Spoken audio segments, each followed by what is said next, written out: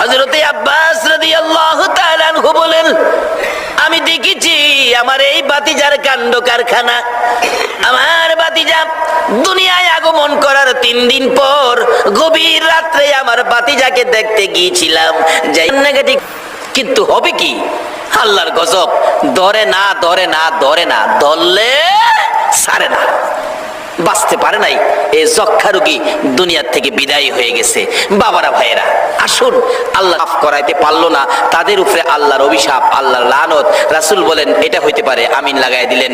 দ্বিতীয় ব্যক্তিকে, হুজুর মা বাবা যার দুনিয়াতে আছে অথবা 2 জনের একজন আছে, তাদের খেদমত করে যারা জান্নাত কিনতে পারে নাই, তাদের উপর আল্লাহর লানত।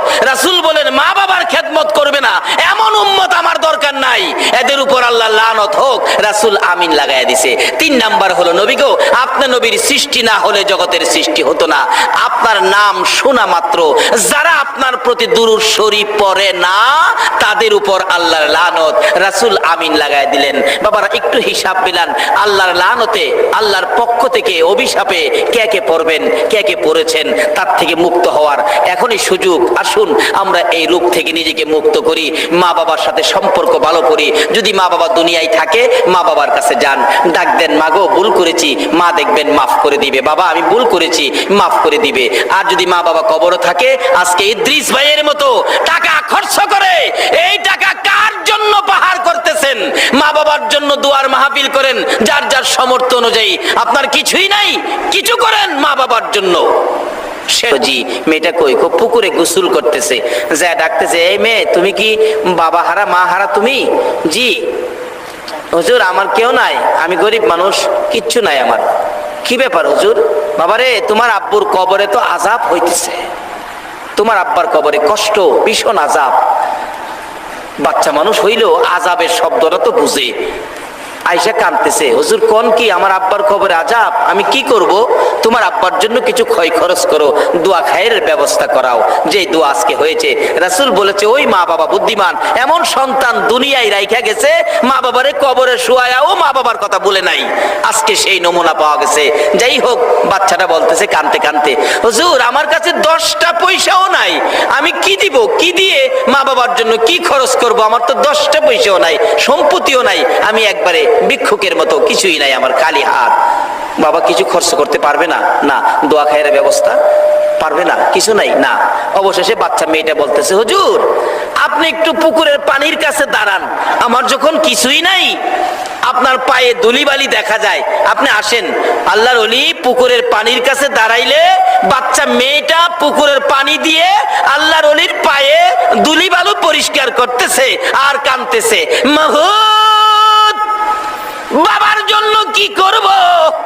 নাই আমার 10টা পাই, নাই আমার সম্পদ, তোমার ওলির পায়ের ধুলি বালি গুলো পুকুরের পানি খরচ করে পরিষ্কার করে দিলাম, এর বিনিময়ে আমার বাবার কবরের আযাব তুমি পরিষ্কার করে দাও। কিছু নাই, কি করব? পুকুরের পানি আর বাবার সম্পদ পায়া, মায়ের সম্পদের উপরে বৈশা মা বাবারে কবরে শুয়ায়া কিচ্ছু করলা না।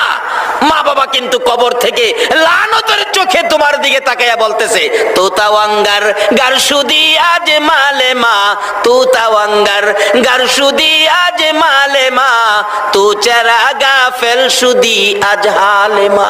আমার বাড়ি পায়া বাড়িওয়ালা, আমার সম্পত্তি পায়া সম্পত্তিওয়ালা হইলি, আমারে কবর শোয়া বুইলা গেলি, আমার ব্যাপারে এত গাফেল কেন? মা বাবা দীক্ষার দিতেছে, দীক্ষারে কেউ যাবেন না। যাই বলতেছিলাম, বাচ্চাটা বলতেছে, হুজুর আপনার পায়ে দুলি সরিয়ে দিলাম পানি খরচ করে, আমার বাবার কবরের আযাব যেন আল্লাহ সরায় দেয়, আপনি দোয়া করবেন। আল্লাহর ওলি বলেন, আমি আবার ফিরা কবরের পাশে দিয়ে যাইতেছি, যায়া দেখি তার বাবা জান্নাতের ফরশ বিছানায় বসে আছে। রে বাবারা ভাইরা, আজকে যারা এই মাহফিলে বসে আছো, কোন দিন জানি আমার নবী তোমাদের সাথেও স্বপ্নের দেখা দিয়া দেয়। বাবারা আসুন আমরা জঙ্গি নুরুদ্দিনের কাছে যাই। জঙ্গি নুরুদ্দিন চোখের পানি ছেড়ে বলে, চলো চলো তোমরা মদিনায় যেতে হবে, রাসূল আমাকে ডাক দিয়েছে। ঘটনাটা কি সেটা বলে নাই। সমস্ত সৈন্য লইয়া, অনেক মাল সামান খাদ্য লইয়া রওনা হয়ে গেলেন মদিনায়। প্রথমত সকালবেলা মদিনায় যাইয়া মদিনার শহর আগে ঘেরাও করেছে। ঘেরাও, একটা মানুষ যাতে মদিনার বাহিরে যাইতে না পারে। বলুন, রাসূলকে নিয়ে যাবে, এটা কি সম্ভব? রাসূলের পক্ষে আছে কে? বলুন, রাসূলের পক্ষে আছে কে? ওই ইহুদি চক্র এইভাবে আমার নবীকে সরিয়ে নেওয়ার জন্য চক্রান্ত করেছো। তোমরা ভাবছো রাসূলের কেউ নাই, আমার নবীর গার্জিয়ান হলো স্বয়ং আল্লাহ।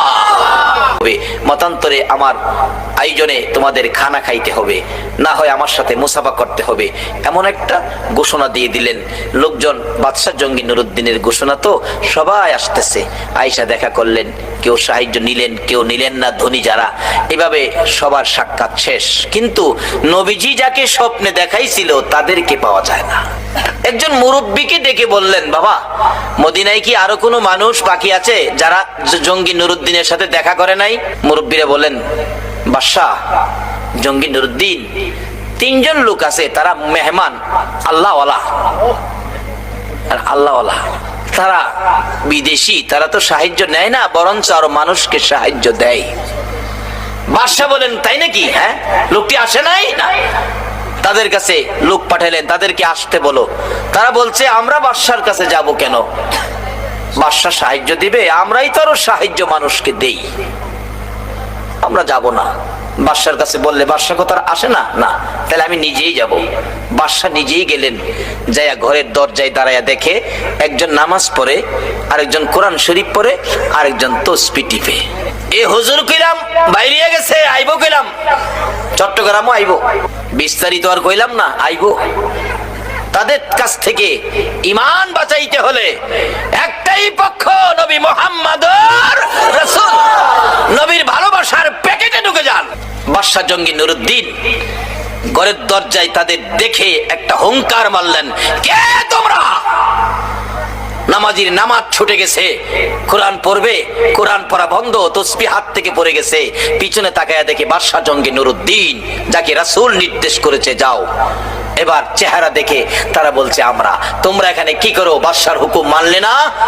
আমরা ধনী মানুষ, মানুষকে সাহায্য দেই, বাদশার সাহায্য আমরা নেই না। বাদশা তাকিয়ে দেখে সাহায্য নিবে যেই 3টা সূরত নবী স্বপ্নে দেখাইছে, এই 3টাই এখানে ইবাদত করি। ইবাদত করো। খাটের নিচে একটা চাটি, চাটিটা টান দিয়ে সরাইয়া দেখে বিরাট বড় গর্ত। বাদশা জঙ্গি নুরুদ্দিন গর্তের ভিতরে নামলেন। নাইমা যাইতে যাইতে যাইতে যাইতে দেখে একবারে নবীজির রওজা মোবারকের কাছে চলে গেছে। আর একটা দিন যদি গর্ত মাটি করতে পারতো, নবীজির পাও মোবারক বাহির করে ফেলতো। বাদশা জঙ্গি নুরুদ্দিন তাদেরকে উঠাইয়া ময়দানে নিয়ে প্রমাণ করলেন, এই যে দেখো নবীর দুশমন, সূরত কিন্তু হুজুর। সূরত কি? হুজুর। বাদশা জঙ্গি নুরুদ্দিন প্রমাণ করে দিলেন, এই যে দেখো নবীর দুশমন। আমার নবী স্বপ্ন যুগে বলেছে, বাদশা জঙ্গি নুরুদ্দিন এই 3টা লোক এইভাবে গর্ত করে আসতেছে, আমাকে সরিয়ে নেওয়ার জন্য তাদেরকে তুমি ধরো। এই যে পেলাম, এই যে দেখেন আপনারা গর্ত করে নবীজি রওজার পাশে চলে গিয়েছিল। এরপরে বাদশা জঙ্গি নুরুদ্দিন নির্দেশ করলেন, নবীজির রওজার চারপাশে নিচ থেকে গর্ত করে, গভীর গর্ত করে, সীসা ঢালাই করে একটা বাউন্ডারি দাও। সীসা ঢালাই, যাতে কোনো শত্রু এই আক্রমণ আর কোনোদিন না করতে পারে। আমার আল্লাহ বলেন, বাদশা জঙ্গি নুরুদ্দিন রে, আমার বন্ধুর হেফাজতের জন্য তুমি সীসা ঢালাই করে দেওয়াল নির্মাণ করেছো। আমি আল্লাহ আজ থেকে কিয়ামত পর্যন্ত বন্ধুর হেফাজতে ফেরেশতা নিযুক্ত করে দিলাম।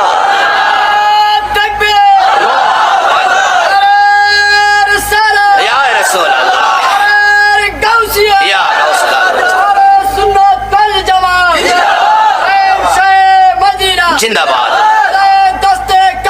জিন্দাবাদ। বাবারা, ভাইয়েরা, মদিনার পরিবেশ, মক্কা যদিও আমাদের এই কেবলা, কিন্তু যায়া দেখেন মক্কায় ফেরেশতা নিযুক্ত করে নাই, মদিনায় ফেরেশতা নিযুক্ত হওয়াতে যারা হজ করতে গিয়েছেন, যারা মদিনায় চাকরি করতেছেন, আমি আপনাদের কাছে আবদার রাখবো, মদিনার পরিবেশ আর মক্কার পরিবেশ এক না কিছু ব্যবধান আছে? মদিনার পরিবেশ এত শান্ত, আল্লাহু আকবার বলো, কিন্তু মদিনায় শান্ত পরিবেশ, মক্কায় হাউকাউ। কোন কোন এলাকায় আছে ঢাকা গুলিস্তানের মতো দোকানদারিরা দোকানদারি করে, 500 টাকা দাম চাই, 50 টাকা হলে বিক্রি করে। মদিনায় বিক্রি ৪৫ টাকা দামের একটা পাঞ্জাবি, ৪৫ টাকা।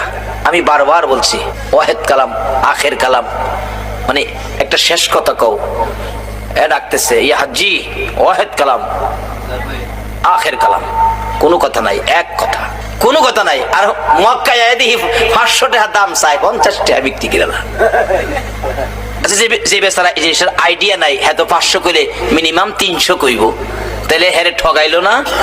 কিন্তু এই ঠগানের সুযোগ সোনার মদিনায় ওই ৩ দুশ্মনকে ২০ ফুট উঁচা করে লাকড়ি জমা করলো, ২০ ফুট উঁচা করে লাকড়ি, লাকড়ির উপরে ৩ নবীর দুশ্মনকে হাত পাও বাইদা উপরে রাখছে, নিচে দিয়া আগুন ধরাইছে। মদিনার হাজার হাজার মানুষ দেখছে নবীর দুশ্মনদেরকে এইভাবে আগুনে পুড়িয়ে ছাই ছাই করে দেওয়া হয়েছে। আমার আল্লাহ কয় তোমাদের আগুনের পোড়া শেষ হয়েছে, আমার আগুনের পোড়া শেষ হয় নাই। আজকে সেই ইহুদি চক্র রোনাল্ডোর আকৃতি তোমরা মুসলমানের সন্তান চুল রাখতে পারো না। আল্লাহ আমাদেরকে নবীর আশেক পাগল হওয়ার তৌফিক দেখ, সকলে বলুন আমিন। বলতেছিলাম কেন পাগল হবেন না?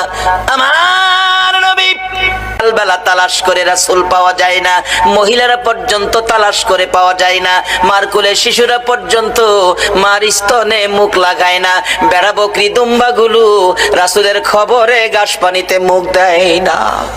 যুবকেরা খেলাধুলা বন্ধ করে দিয়েছে। বাবা যুবকেরা গো, কারা আজকে সেই মাহফিলে বসে আছে গো বাবা? হাসাইন আর হুসাইন 2 ভাই জান্নাতি যুবকদের সর্দার হবে গো। ওই হাসাইন হুসাইনের ভালোবাসায় যদি বসে থাকো, আমার আল্লাহ হাসরের ময়দানে হাসাইন আর হুসাইনের নেতৃত্বে তোমাদেরকে জান্নাতি বানাইয়া দিবে। আমার নবী কাঁদতেছে।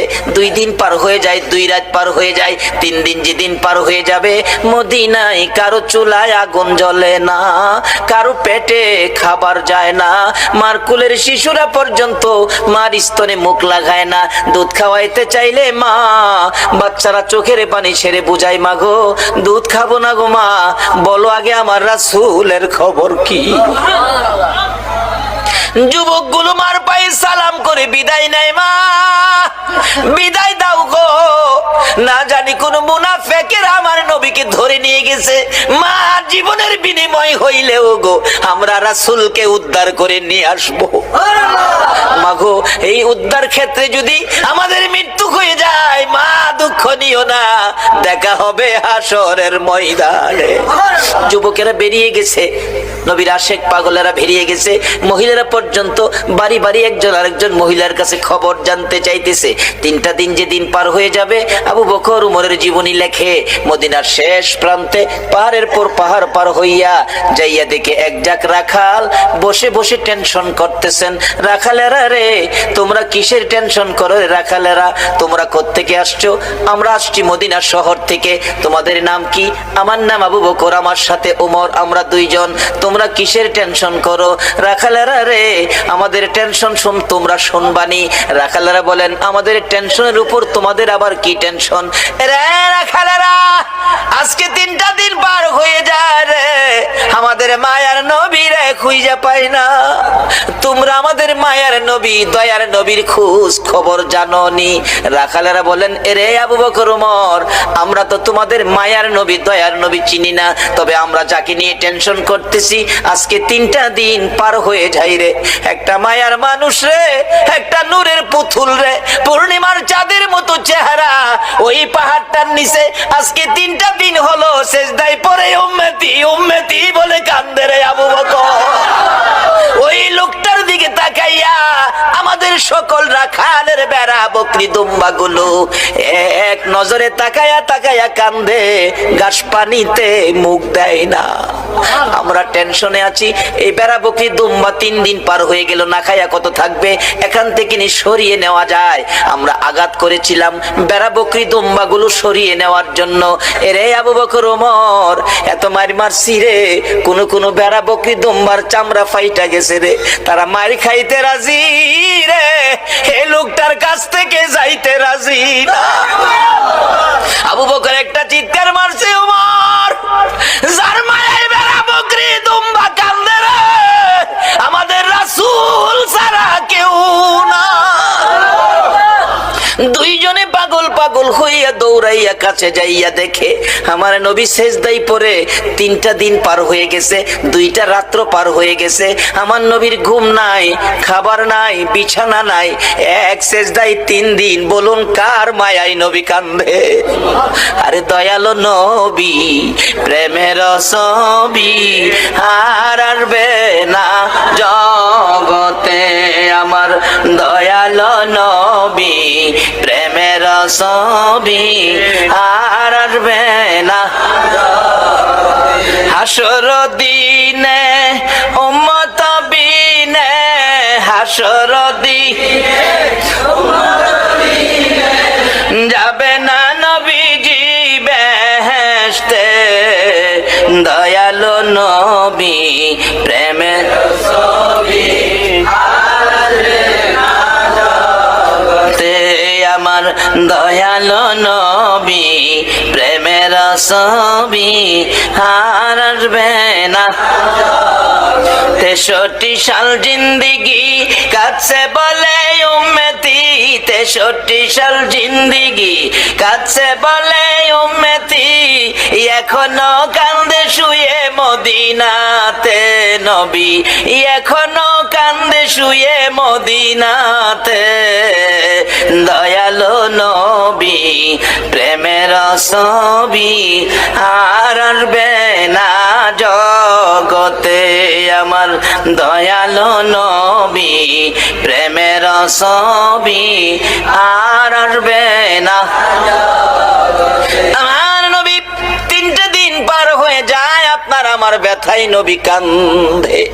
আবু বকর পাশে দাঁড়িয়ে ডাকতেছে, ইয়া রাসূলুল্লাহ 3টা দিন পার হয়ে গেল গো, আমি আবু বকরকে বুইলা কেমনে রইলেন? আপনি মক্কা থেকে হিজরত করে মদিনায় যাবেন 6 মাস আগে আমার কানে খবর দিয়েছিলেন। আজকে 3টা দিন পার হলো, শহর থেকে বেরিয়ে মদিনার পাহাড়ে চলে যাবেন, একটু খবর আমারে দিলেন না। হুজুর বুঝেছি, উম্মতের ব্যথা লইয়া বুঝি কান্দেন। নবী গো আর কানতে হবে না, আমি আবু বকরের তামাম জিন্দিগির নেকি আপনার উম্মতের জন্য দান করে দিলাম। আমার নবী আবু বকরের কথায় মাথা উঠাবে না, আমার আল্লাহ যদি ফাইসালা না দেয় নবী শুনবে না। ওমর ডাকলেন, আমি সব নেকি দান করে দিলাম। মাথা উঠায় না, দুইজন একজনের দিকে আরেকজন তাকায়। রে আবু বকর, আবু বকর ডাকে ওমর, কেমনে রে নবীরে মদিনায় নেওয়া যাবে? ওমর একটা ফাইসালা দিলেন মদিনা নেওয়ার জন্য। কি করতে পারি? আসো আমরা মদিনার থেকে অনেক সাহাবী মিলে আসি নবীর দরবারে। শত শত সাহাবীরা ডাক দিলে নবী মাথা উঠাবে, সাহাবীদের জন্য নবীর অনেক মায়া আছে।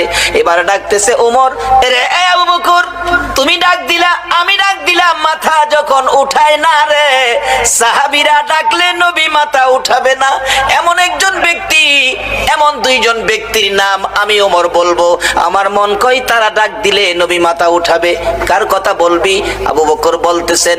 ওমর বলে, রে আবু বকর আমি একদিন দেখেছি মসজিদে নববীর বারিন্দায় নবীজি বসে আছে। কোত্থেকে জানি 2 ভাই হাসাইন আর হুসাইন দৌড়া এসে নবীজির গলায় ধরে ডাকতেছে, নানা গো, নানা, নানা গো, মদিনার ছেলেরা ঘোড়া দৌড়াই গো নানা, আমরা 2 ভাইয়ের মন চাই ঘোড়ার উপরে উঠতে, আমরা একটা ঘোড়া কিনা দিবেননি? আমরা 2 ভাইকে ঘোড়া দৌড়াইবার সুযোগ করে দিবেননি? আমার নবী বলেন, তোমাদের বাবার কাছে মার কাছে যাও, টাকা দিলে ঘোড়া কিনা দিব। 2জন জবাব দেয়, বাবা কোত্থেকে দিবে গো নানা? বাবার কাছে বলেছিলাম, একটা টাকাও নাই। মার কাছে গিয়েছিলাম, মা বলেন চুলায় আগুন জ্বলে না। নানা তুমি দিবানি একটা গুড়া কিনা, আমরা 2 ভাইয়ের গুড়া দৌড়ানির স্বাদ মিঠাইয়া দিবানি। আবু বকর ডাকতেছেন, ওমর তুমি কি দেখেছো? ওমর বলেন, আমি মসজিদে নববীর বারিন্দার পাশে দাঁড়িয়েছিলাম, আমি দেখি আমার নবী নাতিদয়কে খুশি করার জন্য বারিন্দায় হামাগুড়ি দিলে গুড়ার মতো হইলে 2 ভাই নবীজির পিঠ মুবারকে চড়ে বসছে। আমার নবী গুড়ার মতো অভিনয় করে এদিকে যায় ওদিকে যায়, আবার ডাকতেছে, হাসাইন হুসাইন বলো তোমাদের গোড়া দৌড়াইবার স্বাদ মিটছিনি? আবু বকর আমি উমর দেখেছি, মুস্কি মুস্কি হাসতেছিলাম। এই ঘটনা দেখে আমার নবী প্রশ্ন করে, এরে উমর হাসতেছো কেন? হুজুর হাসি কি ভাগ্য, হাসাইন হুসাইন কত দামি ঘোড়ার উপর সওয়ার হয়েছে। আমার নবী চোখের পানি ছেড়ে দিলেন, এরে ওমর শুধু দামি ঘোড়াটাই দেখলা তুমি, যারা ঘোড়ার পৃষ্ঠে বসেছে তারা কত দামি তুমি দেখলা না। আমার নবী এত আদর করতেন হাসাইন আর হুসাইনকে। এমনি সময় উমর ফারুক ডাকতেছে, আমি দেখেছি নবী দুই নাতির দুই গালে চুমাইতেছে। খুশি হইছো নি নাতি? তোমরা দুইজন ঘোড়া দৌড়ানোর স্বাদ মিটছেনি। ও আবু বকর, আমার মন কয় এই দুই নাতি হাসাইন হুসাইন যদি না না না না কইয়া ডাকে রে, আমার নবী সব ভুলে যাবে। না না না ডাকে জবাব দিয়ে মাথা উঠাবেন। মদিনায় চলে গেলেন, খবর পৌঁছে দিলেন আলীর কাছে। আলী রে, পাওয়া গেছে রে নবী রে। নবী উম্মতের মায়ায় কান্দে, মাথা উঠায় না। কার মায়ায় কান্দে? কার মায়ায়? কিন্তু আমরা কি করলাম নবীর জন্য? আমরা কি করলাম? আজকে আজ থেকে একটা আদর্শ বাড়িতে নেন, তাহলে নবীর কান্না সার্থক, আমাদের জীবন ধন্য। বাবারা, রাত 2 ঘন্টা হয়ে গেছে, কষ্ট হইতেছে আপনাদের? মাপ পাবেন কিভাবে, স্বপ্ন দেখবেন কিভাবে, এটাই হবে আমার শেষ কথা। যাইতেছি। এই অভিনয়টুকুন করেছেন। ওমর বলেন, এই দুইজনে ডাকলে শুনবো। হযরত আলী বাড়ির ভিতরে খবর দিলেন, ফাতেমা 3 দিন পর্যন্ত কাঁদছো, আর কাঁদতে হবে না। খবর পাইছো? বাবারে পাওয়া গেছে। হাসাইন হুসাইন না গেলে আসবে না। উম্মতের জন্য নবী কাঁদতেছে। মা ফাতেমা 2টা সন্তান লইয়া গো বাবা আর মাতার পাশে হাজির। ফাতেমা 2টা হাত বাড়াইছে, মাবুদ গো আমার এতিম বাবা আর কত কাঁদবে উম্মতের জন্য। বাবা কাঁদতে হবে না, উম্মতের ব্যথায় 3 দিন পর্যন্ত কাঁদলা গো বাবা। আমি ফাতেমা রে, ও তুমি বুইলা গেছো গো। সমস্ত পৃথিবীর মানুষ বলতে পারো গো বাবা, আমি ফাতেমারে তো ভুলার কথা না গো বাবা। বাবা গো, উম্মতের মায়াই বুঝি ফাতেমার কথাও ভুলে গেছো বাবা, আর কাঁদতে হবে না। আমি ফাতেমা কথা দিলাম আপনার উম্মতের জন্য, আমি ফাতেমার তামাম জিন্দেগীর নেকি আমি দান করে দিলাম। রে মা বোনেরা, তোমাদের জান্নাতি মহিলাদের সর্দারিনী জীবনের সব নেকি যদি তোমার আমার জন্য দান করে, এই ফাতেমার জীবনী কিনা ঘরে নেওয়া মহিলাদের দরকার আছে কিনা? এটা নিত না তো। রুমে আমাকে থাকতে দিল এক মাহফিলে, বালিশের কোনার নিচে দিয়ে একটা বইয়ের কোনা বাহির হয়ে রয়েছে। ভাবলাম মুসলমান যুবকের রুম, হয়তো উহুদের জমিনের কোনো কাহিনী, হয়তো নবীজির জীবনী হয়তো এখানে পাওয়া যাবে, গাউসে পাকের জীবনী পাওয়া যাবে। টান দিয়া বাহির করে দেখি বইটার মধ্যে লেখা তোমার আমার ভালোবাসা। আল্লাহর কসম করে বলছি, এই বালিশটার নিচের বইটাই লেখা তোমার আমার ভালোবাসা। তুমি কার লেখা ভালোবাসা পড়তেছো? এটা তোমার মুসলমানদের জন্য এটা শুভ লক্ষণ নয়। মাগো ও যুবতীরা, উপন্যাস পড়ে রাত্র কাটাইও না। কোন কোন যুবতী মহিলা ফজর আযান পড়ে এটা উপন্যাস পড়ে, এটার কপালও কি আছে আল্লাহই জানে। যদি রাত্র কাটাইতে হয় কিছু পরে ফাতেমার জীবনী পড়ে বইটা ফাতেমার জীবনীটা পড়ে রাত্র কাটাও। কাল কিয়ামতে খাতুনে জান্নাত ফাতেমাতুজ জাহরার সাথে তোমার হাসর হয়ে যাবে। না হয় পবিত্র কোরআন শরীফ পড়ে রাত্র কাটাও, তোমার জীবন ধন্য হয়ে যাবে। কিন্তু এক বর্তমান বাংলার সমাজ ধ্বংসের দিকে যাচ্ছে। উপন্যাস পড়ে ফাতেমার জীবনী কিনে নেয় না, উহুদের জমিনের ঘটনা কিনে বাড়িতে নেয় না। একটা মহিলাও বলতে পারবে না একটা ফাতেমার জীবনী ঘরে আছে, দেখাইতে পারবে না। বলতেছিলাম যে ফাতেমা তামাম জিন্দেগীর নেকি আপনার আমার জন্য দান করে দিয়েছে, তারপরও নবী মাথা উঠায় না। আপনার আমার ব্যথায় নবী কান্দে, ফাতেমার কথাও নবী শুনে না। হাসাইন হুসাইন 2জন দাঁড়িয়ে আছে। মা ফাতেমা ডাকে, বাবা গো তোমরা 2জন ডাক দাও গো, দেখি তোমরা ডাক দিলে নি আমার বাবা মাথা উঠায়, আর কত কাঁদবো। 3টা দিন বাবার পার হয়ে গেছে। 2জন 2 দিকে নানা কইয়া ডাকতেছে। হুসাইন ডাকতেছে, নানা গো দুনিয়ার সব মানুষ বলতে পারো গো নানা, আমি হুসাইন রে কেমনে বইলা গেলা গো না। যে হাসাইন আর হুসাইনের মায়ায় আমার নবী আমার নবী হাসাইন আর হুসাইনকে দেখতে গেলেন খাতুনে জান্নাত ফাতেমাতুজ জাহরার ঘরে। যাইয়া দেখে দুই ভাই ঘরে নাই। ফাতেমার চোখের মধ্যে পানি ঝরতেছে। নবী জিজ্ঞেস করে, ফাতেমা রে, কেন এইভাবে কান্দো? আমার নাতিরা কই? দুই নাতি না দেখলে আমার শান্তি লাগে না। ফাতেমা বলেন, বাবা গো, আমি কাঁদতেছি কোন ব্যথায়। ঘরের পিছনে যাইয়া দেখেন গো বাবা, আজকে 3টা দিন পার হয়ে গেল, আমি ফাতেমার চুলায় আগুন জ্বলে না। আপনার আদরের দুই নাতি না খাইয়া থাকতে থাকতে পেটের খিদার যন্ত্রণায় ঘরের পিছনে গলাগুলি করে নানা নানা কইয়া কাঁদতেছে গো বাবা। আমার নবী পিছনে যাইয়া দেখে গলাগুলি করে নানা নানা কইয়া কাঁদতেছে। নানা গো, পেটের খিদা গো নানা, সহ্য করতে পারি না।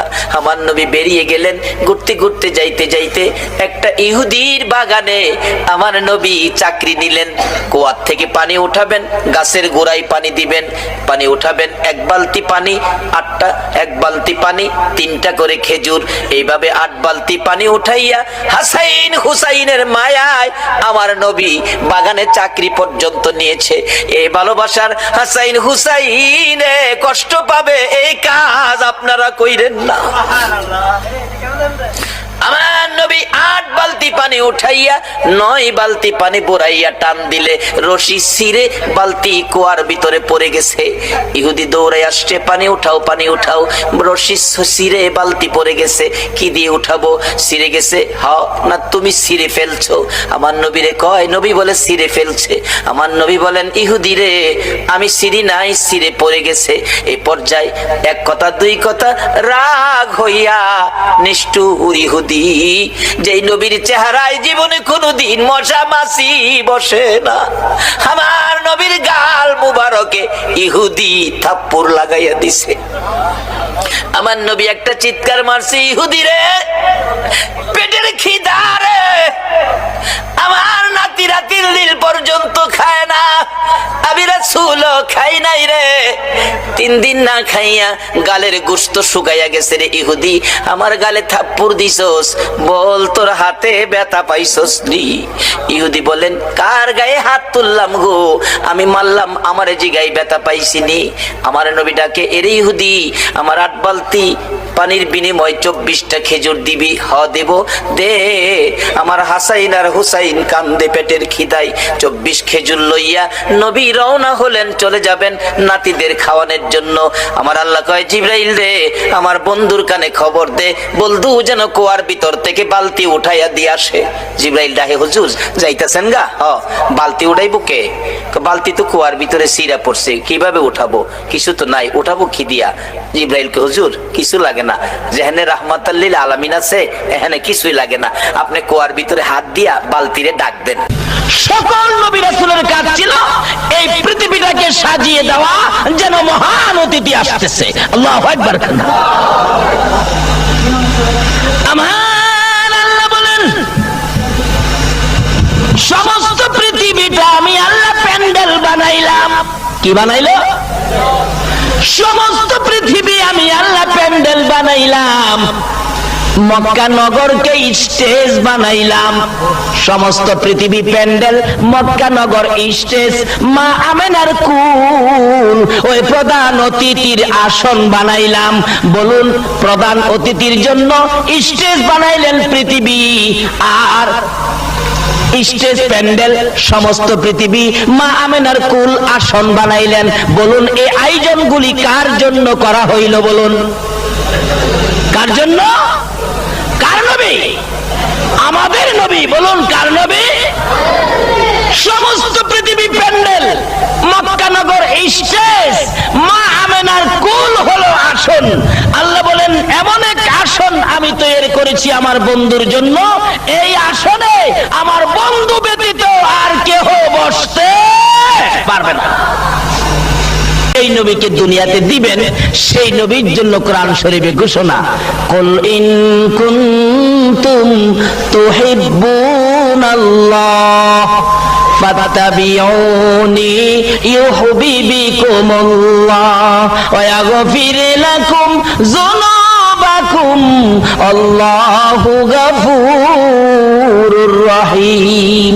এই সিস্টেম করে যেই নবীকে পৃথিবীতে পাঠাবেন আমার আল্লাহ এই নবীর জন্য ঘোষণা দিয়েছেন। কি ঘোষণা? তোমরা যদি আমাকে ভালোবাসতে চাও, আমার সাথে ভালোবাসা স্থাপন করতে চাও, তাহলে তোমরা আমার নবীকে ভালোবাসো। এই নবীকে যদি ভালোবাসতে পারো আমি আল্লাহ তোমাদেরকে উল্টা ভালোবাসবো। সুবহানাল্লাহ। কন্যা কারণ সরাসরি তোমরা আমারে খুঁজা পাইবা না। আমারে পাইতে গেলে আমার নবীর মাধ্যমে, আমারে পাইতে গেলে কার মাধ্যমে? কারণ বাস্তবে আসুন বলুন তো 33,000 ভোল্টেজের কারেন্টের তারগুলি নিচে না উপরে? টাওয়ার দিয়ে বড় বড় উপরে নাইকা দিলেন 33,000 ভোল্টেজের কারেন্টের তার। আল্লাহ বলেন আমাকে পাবি না, আমি এমন এক নূরের জ্যোতি 33,000 ভোল্টেজের কারেন্ট। আমাকে যদি তোমরা কেউ পাইতে চাও, ধরতে চাও, জ্বলে পড়ে ছাই ছাই। বলুন তো 33,000 ভোল্টেজের কারেন্টের তার আপনি যদি ভালোবাসতে চান, ভালোবাসা ঘরের ভিতরে আনতে চান, সরাসরি 33,000 ভোল্টেজের কারেন্টের তারগুলো ঘরের ভিতরে ঢুকাইলে বাতি জ্বলবে না বাড়ি ঘর জ্বলবে? এরপরও তো এই কারেন্ট থেকে একটা মাধ্যমে আমরা ঘরে ঘরে বাতি জ্বালাই। বলুন তো এই কারেন্টের সাথে যোগাযোগ করলে, ভালোবাসা করলে কিসের মাধ্যমে করতে হয়? ট্রান্সমিটার। এই তো একজনে বলে ফেলছে ট্রান্স। 33,000 ভোল্টেজের কারেন্ট নামাইতে গিয়ে একটা বিরাট বড় ট্রান্সমিটার, তার থেকে লাইন সংযোগ দিয়ে আমরা ঘরে ঘরে বাতি। আমার আল্লাহ বলেন আমার সাথে ভালোবাসা সরাসরি করা সম্ভব নয়। আমার সাথে ভালোবাসা করতে হলে যেমন 33,000 ভোল্টেজের কারেন্ট নামাইতে হলে ট্রান্সমিটারের দরকার, আল্লাহ বলেন আমার সাথে ভালোবাসা করতে গেলে একটা ট্রান্সমিটার আছে, সেই ট্রান্সমিটার হলো নবী মুহাম্মদুর রাসূল। এই নবীর ভালোবাসা ব্যতীত আল্লাহ পাওয়া যায় না। বলুন এই নবীর ভালোবাসা ব্যতীত। কেন? এই নবী যদি সৃষ্টি না হইতো আমার আল্লাহর আল্লাহই তো প্রকাশ হইতো না। যাকে দিয়ে আমার আল্লাহর আল্লাহই তো প্রকাশ করলেন, যে নবীর ভালোবাসায় কুল কায়নাত বানাইলেন, আজকে সেই নবীর মিলাদ মানতে রাজি না। মিলাদ করেছেন আমার আল্লাহ, মিলাদ করেছেন ফেরেশতারা, মিলাদ করেছেন জান্নাতের হুর পরীরা, মিলাদ করেছেন আকাশে, মিলাদ করেছেন জমিনে, মিলাদ করেছেন রাত্রে, মিলাদ করেছেন দিনে। আল্লাহু আকবার বলেন। এই নবীর ভালোবাসা বুঝানোর জন্য আমার আল্লাহ কত সিস্টেম করেছে। আসুন আগে বাড়ি। নবী আসতেছে দুনিয়ার জমিনে, একের পর এক নবীজির নূর মুবারক আস্তে আস্তে আস্তে আস্তে হযরত ইসমাইল আলাইহিস সালামের কপালে আইসা গেলেন। কিন্তু ইসমাইলের কপালে আসার আগে আমাদের নবীর নূর মুবারক যখন ইব্রাহিম নবীর কপালে ছিল, ইব্রাহিম নবী দেখে সন্তানাদি নাই, কি করি কি না করি। ইব্রাহিম নবী রাত্রে একদিন বসে বসে কান্দে, আল্লাহ গো আমি রাত্রে ঘুমাইলে আমার কপালের মধ্যে কে জানি নড়াচড়ি করে আর তোমার নামে জিকির করে, ব্যাপারটা কি আমি তো বুঝি না। আল্লাহ কয় ইব্রাহিম তোমার কপালে আমার বন্ধু নূরে মুহাম্মাদি সাল্লাল্লাহু। রাতের বেলা ঘুমের ঘরে ঘুমাই না, শুধুমাত্র কান্দে। কি কান্দা? একটা ছেলে দে রে মাবুদ, একটা ছেলে দে, রোজগার খাইবার আশা নাই রে মাদি দিব কে। একটা ছেলে দে রে মাবুদ, একটা ছেলে দে, রোজগার খাইবার আশা নাই রে মাদি দিব কে। আমার যে ছেলে মেয়ে নাই, আমি ইব্রাহিম মরলে আমারে মারি দিবি কে? আমার একটা ছেলে দাও না। আল্লাহ কয় কার লাগা যে গান গাও গো ইব্রাহিম, আমি তো বুঝছি। কপালে নড়ে চড়ে যিনি, তার জন্য বুঝি তোমার মহব্বত হয়েছে। আল্লাহু আকবার বলো। তার জন্য বুঝি তোমার ভালোবাসা হয়েছে। আজকে এই নবীর ভালোবাসা ইব্রাহিম নবীর অন্তরে থাকার কারণে বলুন আমরা যখন নামাজের দুরূদ শরীফ পড়ি, দুরূদের ভিতরে ইব্রাহিম নবী আছে কিনা? এই নবীকে ভালোবাসুন, আল্লাহকে পাবেন। এই নবীর পক্ষে যান, আল্লাহ আপনার পক্ষে আসবে। যদি আমার আল্লাহর ভালোবাসা পেতে চাও, এই নবীর ভালোবাসা দাও, আমার আল্লাহর ভালোবাসা পেয়ে যাবেন। কিভাবে? আসুন সামনে বাড়ি। বাবারা ভাইরা কষ্ট হইতাছে আপনাদের?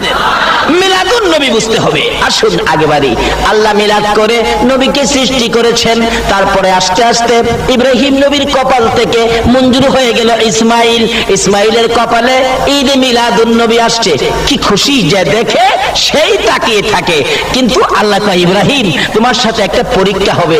ইসমাইলের বয়স যখন 9, আল্লাহ বলেন ইব্রাহিম তোমার কুরবানি করতে হবে। উট কুরবানি, দুম্বা কুরবানি, কত কিছু কুরবানি, কয় না তোমার প্রিয় বস্তু কুরবানি করো। এবার ইসমাইলকে তুমি কুরবানি করো। কুরবানি করতে মিনায় নিয়ে গেলে গলায় ছুরি চালাইছে, লম্বা ঘটনা। কিন্তু এই যে ছুরি দিয়া ধাক্কাইতেছে, কিন্তু গলা তো আর কাটে না। আল্লাহ কয়, এই ছুরি ইসমাইলের কপালে আমার বন্ধু, আন্তাজি ব্যবহার করিস না। এবার ইব্রাহিম জিগাই, ছুরি রে এত ধাক্কাইলাম গলা কাটতেছ না, কারণ কি তোমার কি পাওয়ার কমে গেছে? ছুরি কয়, এই ইব্রাহিম আমার পাওয়ার কমছে কিনা পাথরও লাগাইয়া দেখ। পাথরও লাগাইলে পাথর 2 ভাগ। পাথর কাটতে পারোস, ইসমাইলের গলা কাটোস না, আমি কিভাবে কাটবো?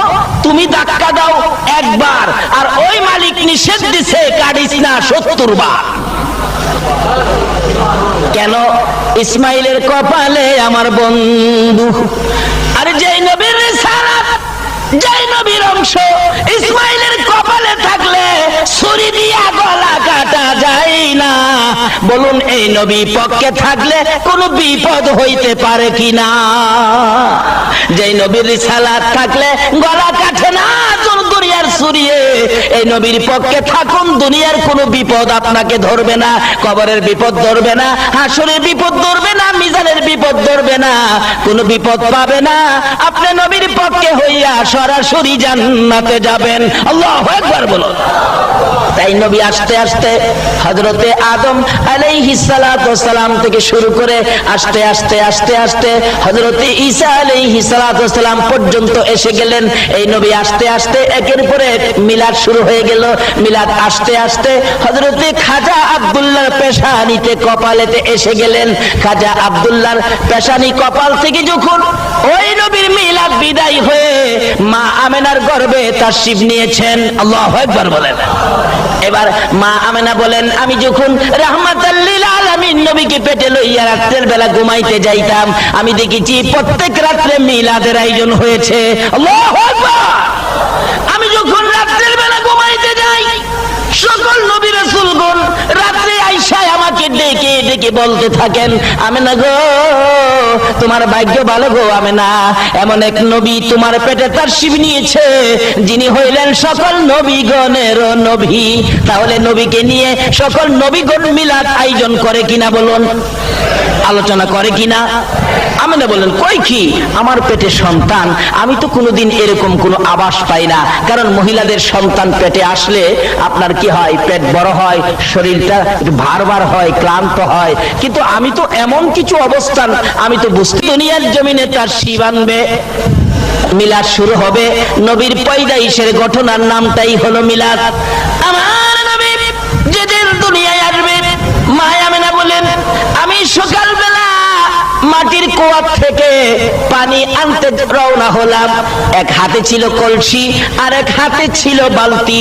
আমি মাটির কুয়ার ভিতর থেকে পানি উঠাইয়া ঘরে আসবো। ওই কুয়ার পাশে যখন আমি দাঁড়াইলাম, কে দেখি সাফা পর্বত থেকে বড় বড় কণ্ঠে ডাকতেছে, জিবরাইল জিবরাইল রে জলদি করে যা রে জিবরাইল, আমার বন্ধুর মা আমেনা আমার বন্ধু পেটে লইয়া এত নিচ থেকে টাইনা টাইনা পানি উঠাবে, আমি আল্লাহ সইতে পারি না রে জিবরাইল, জলদি যাও আমার বন্ধুর মা আমেনা এই বালতি নিচে ছাড়ার আগে আগে নিচের পানিগুলো কুয়ার উপরে উঠাইয়া দে। নদীর পানি পর্যন্ত, কুয়ার পানি পর্যন্ত এই নবীর আগমনে নবীর মাকে সম্মান করেছে, মিলাদ পড়েছে। ওই কুয়ার পানিগুলো নিচ থেকে কুয়ার মুখের উপর উইটা গেছে। আমেনা বলেন, অন্যান্য মহিলারা যেইভাবে পুকুর থেকে কলসি বুড়াই, আমি সেইভাবে মাটির কুয়ার থেকে কলসি বুড়াইলাম। সুবহানাল্লাহ। কলসি কানকে লইয়া ঘরের দিকে যখন রওনা হলাম, এমন সময় দেখি এক জাত পাখি উইরা উইরা আসতেছিল। আমার কাছাকাছি আসার পরে পাখি সর্দার ডাকতেছে, পাখিরা রে আর সামনে বাড়িস না রে, ওই যে দেখ আমেনা রাহমাতাল লিল আলামিন বিশ্ব নবীকে পেটে লইয়া দাঁড়াইয়া রইছে পানির কলসি কানকে লইয়া। এ আমেনার উপরে দিয়া যাইস না রে পাখিরা, চরম বেয়াদবি হইয়া যাইব। মায়া আমেনা বলেন গুনগুন শব্দ শুনে উপরে তাকাইয়া দেখি পাখিগুলো সঙ্গে সঙ্গে দুই ভাগে ভাগ হইয়া আমার দুই পাশে দিয়া উইরা যায়, আমার উপরে দিয়া উইরা যায় না। পাখিরা পর্যন্ত এই নবীর আগমনে মিলাদ পড়েছে, নবীর উম্মত হইয়া মিলাদ পড়তে রাজি না। এই অবস্থা যখন আমি কিছু আশ্চর্য হয়ে গেলাম। আমি একবার বাড়ির সামনে দাঁড়িয়ে আছি, কি ঘটনা কি যেন দেখতেছি। এই নবীর আগমনে তামাম মক্কা নগর যেন খুশিতে যেন নাচতেছে। সুবহানাল্লাহ। মায়া আমেনা বলেন আমি বাড়ির সামনে দাঁড়িয়েছিলাম, এমন সময় দেখি একদিকে বাঘ আর একদিকে হরিণ। অন্যদিন ভাগ হরিণ দেখলে দৌড়াইয়া ধরার জন্য যায়, হরিণ বাঘ দেখলে দৌড়াইয়া পালায়। আজকে ভাগ হরিণের দিকে তাকায়, হরিণ বাঘের দিকে তাকায়, কেউ কাউরে ভয় পায় না। একজন আরেকজনের দিকে আসতেছে আর আনন্দের ঢেউ যেন মক্কা নগরীর মরুভূমির মধ্যে উঠতেছে। ভাগ আনন্দিত হইয়া, হরিণ আনন্দিত হইয়া একজন আরেকজনের কাছে যাইয়া রে গুনগুন গুনগুন করে নবীর আগমনের গান গাইতেছে। আল্লাহু আকবার। বাঘ হরিণ মিলে নবীর আগমনের গান গাই। মক্কা নগরী যেন মরুভূমির যেন নবীর আগমনের গান, নবীর আগমনের আনন্দ। একবারে মক্কা নগরী যেন থমথম করতেছে। যেমন মন্ত্রী আসলে এলাকার লোকজন আনন্দিত হয়, গেট করা হয়, রাস্তাঘাট ফিটফাট করা হয়। আমার আল্লাহ বলেন আমার বন্ধু যেদিন দুনিয়ার জমিনে আগমন করেছে, সমস্ত মক্কা নগর রহমতের ফেরেশতারা নেমে গেছে, বন্ধুর আগমনের গান গাইতেছে, বন্ধুর প্রেম আর ভালোবাসার গান গাইতেছে। এই খবর পাইয়া আমেনা বলেন এইভাবে দেখতেছি ভাগ হরিণ একসাথে আনন্দিত হয়ে গেলেন। হঠাৎ দেখি একটা বাঘ দৌড়াইয়া আমি আমেনার দিকে আসতেছে। আমি ভয় পাইলাম বাঘ আমাকে খেয়ে ফেলবে। ভাগ দৌড়াই এসে একবার আমার মুখের দিকে চায়, আবার আমার পায়ের দিকে চায়। ভাবলাম ভাগ নিয়ে আমাকে খেয়ে ফেলে, ভয় পাচ্ছি। বাঘে ডাকি প্রভু গো আমার জবান খুলে দাও না, আমেনার সাথে কথা বলি। বাঘের জবান খুলে গেলে বাঘ ডাকতেছে আমেনা কিসের ভয় পাও? আমি তো তোমারে খাইতে আসি নাই, আমি তোমার কানে কানে একটা খবর দেওয়ার জন্য আসছি। আমেনা গো তোমার মতো ভাগ্যবান মহিলা এই পৃথিবীর জমিনে জন্ম হয় নাই। আমেনা রে তোমার পেটে দি রাহমাতাল লিল আলামিন। পর্যন্ত ঈদে মিলাদুন নবী পালন করে। নবীর আগমনে জঙ্গলার ভাগ খুশি, হরিণ খুশি, পশু পাখিরা খুশি, এমনকি গাছগাছরা পর্যন্ত খুশি, এমনকি মদিনার মক্কার বালুর কণাগুলি পর্যন্ত নবীর আগমনের খুশিতে আনন্দে নাচতেছিল। এমনকি খানায় কাবা পর্যন্ত নবীর আগমনের খবর পাইয়া নাচতেছিল। রাত্র আর দিনের ঈদে মিলাদুন নবী। রাত্র ডাকতেছে প্রভু গো তোমার বন্ধু বলে দুনিয়ার জমিনে আগমন করবে। হ্যাঁ কোন দিন দিবেন? আল্লাহ কয় কেন? রাত্র বলে বন্ধু তোমার দুনিয়াতে আসবে। ও মাবুদ তোমার বন্ধুরে রাত্রের বেলা দুনিয়ায় দিও, তাহলে আমি রাত্র খুশি হব, আমি রাত্র গর্ব করব, আমি রাত্র আনন্দ করব। আল্লাহু আকবার। রাত্রে বলেন তোমার বন্ধুরে রাত্রের বেলা দুনিয়ায় দিলে আমি রাত্র খুশি হব, আনন্দ করব। রাত্র নবী পাইলে ঈদ করতে চায়, মিলাদুন নবী করতে চায়। নবীর উম্মত হইয়া ঈদে মিলাদুন নবী মানতে পারলাম না। এবার রাত্র যখন আবদার করলেন, দিনে ডাকতেছে প্রভু গো তোমার বন্ধু বুঝি আসবে রাত্রের বেলা বুঝি দেওয়ার জন্য। রাত্রে প্রকার হইলে একটু কালা কালা ভাব না? হ্যাঁ কাইল্লা এর কথা হইল না, তোমার বন্ধু দুনিয়ায় আসলে দিনের বেলা দিও, আমি দিন, আমি ফর্সা। দিনে চাই দিনে নিতে, রাত্রে চাই রাত্রে নিতে। এরা খুশি না বেজার? খুশিটার নাম হলো ঈদ, যিনি আসবেন আশাটার নাম হলো মিলাদ। মিলাইয়া হলো ঈদে মিলাদুন নবী সাল্লাল্লাহু আলাইহি ওয়াসাল্লাম। আমার আল্লাহ বলেন রে রাত্র ও দিন আমার বন্ধু লইয়া ঝগড়া করিস না। এই বন্ধু ঝগড়ার নবী না, এই বন্ধু বেজালের নবী না, এই বন্ধু হিংসা বিদ্বেষের নবী না, এই নবী গলাগলির নবী না, এই নবী মারামারির নবী না, এই নবী কাটাকাটির নবী না। এই নবীর নাম হলো রাহমাতাল লিল আলামিন। সকল সৃষ্টির জন্য, রাত্রের জন্য, দিনের জন্য, চন্দ্রের জন্য, সূর্যের জন্য আমার নবী হলো রহমত, আমার নবী হলো রহমত। তোমরা দলাদলি করো না, ধাক্কা ধাক্কি করো না, তোমাকেও খুশি করব, দিনকেও খুশি করব, রাত্রকেও খুশি করব। কিভাবে? আমার নবী যে দিন দুনিয়ায় আগমন করেছেন, বলুন সময়টা কোন সময়টা ছিল? যেই সময়টার নাম হলো সুবে সাদেক। আমেনা বলেন, সকাল থেকেই আমি একটু টেনশনে গেলাম। কি টেনশন? এত বরকতের সন্তান, এত বরকতের নবী, যেই নবীর মা হওয়ার কারণে জঙ্গলার বাঘ আমাকে সালাম করে। এই নবী যে দুনিয়াতে আসবে, আমার সন্তান যে দুনিয়াতে আসবে, আমার যে স্বামী নাই, আমার বিপদে কে আমার পাশে দাঁড়াবে? এই বলে দুইটা চোখের পানি জর্জর করে ছেড়ে দিলেন। নবীজির দাদা আব্দুল মুত্তালিব আমেনার চোখে পানি দেখে ডাকতেছে, আমেনা রে, কোন দুঃখে কোন ব্যথা এইভাবে কান্দ জানতে চাই। শ্বশুর আব্বা গো, আমার বলে সন্তান হবে গো, আমার যে পাশে কেউ নাই, স্বামী নাই, আমি যে অসহায়, আমাকে কে দেখাশোনা করবে, কে আমার সাহায্য সহযোগিতা করবে? এবার আব্দুল মুত্তালিব বলেন, আমেনা রে, চিন্তা করিস না, এখন থেকে আমার উম্মে আইমান দাসীকে আমার কাজ করতে হবে না, আমার দাসী উম্মে আইমানকে তোমার খেদমতে দিয়ে দিলাম। আবুল আহাবের দাসী সুয়াইবাকে ডেকে আনলেন, এরে সুয়াইবা, তুমি আর আবুল আহাবের কাজ করতে হবে না, আমার বৌমা আমেনার খেদমতে তোমরা চলে যাও। এরে উম্মে আইমান, তুমি আমার আমেনার পাশে পাশে থাকবি। ও সুয়াইবা, তুমি বাহিরের দিকে থাকবি, আমার বৌমার কি হয় না হয় আমি আব্দুল মুত্তালিবের কাছে খবর পৌঁছাবি। আল্লাহু আকবার। আব্দুল মুত্তালিব বলেন, যেদিন 11 তারিখ দিবাগত রাত্রে আমি সন্ধ্যার পরে যাইয়া খানায়ে কাবার দরজার পাশে বসে বসে কাঁদতেছিলাম।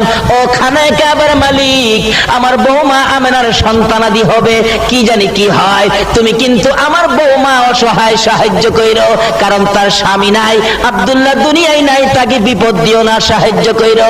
এইভাবে কাঁদতেছিল। মা আমেনা বলেন, আমি যখন রাত্রে ঘুমিয়ে গেলাম, গভীর রাত্রে দেখি আকাশ থেকে রহমতের ফেরেশতারা সারিবদ্ধ হইয়া জমিনে নামতেছে।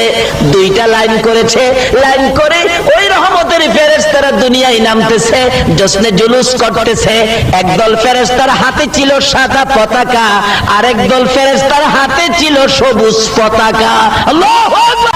দুই দল ফেরেশতা সারিবদ্ধভাবে আকাশ থেকে নামতেছে। একদল ফেরেশতার হাতে ছিল সাদা পতাকা, আরেক দলের হাতে ছিল সবুজ পতাকা।